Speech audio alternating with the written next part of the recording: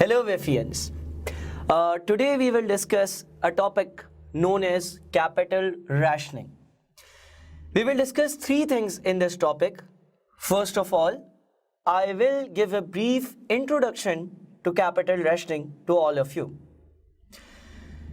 Secondly, we will discuss what is single period capital rationing.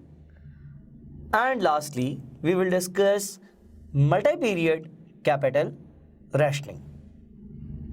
Well, let us now discuss what is capital rationing. Capital rationing occurs when there is not enough capital available to invest in every project with a positive net present value, and therefore a company needs to decide where it should invest its funds.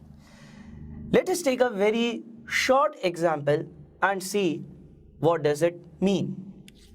For example, let's say a company has funds for investment which amount to $5 million.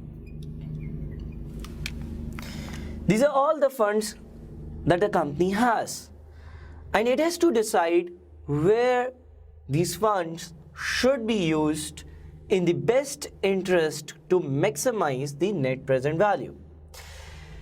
So these are the total funds that a company has,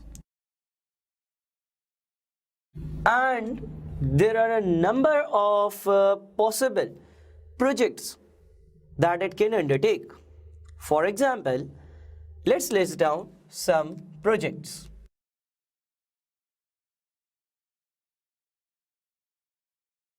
And their required investments.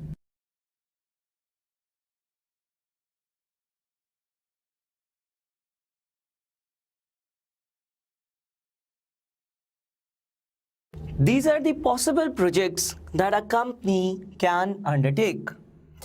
However, it has a limit on the amount of funds with it.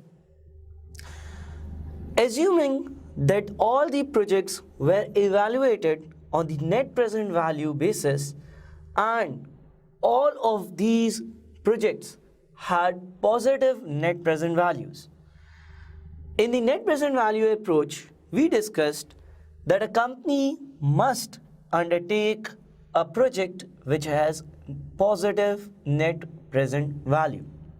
However, over here, if we talk about these projects, we have 5 million funds available with us, and even though all the projects have positive net present value, it will not be possible for us to take all of the projects on a time.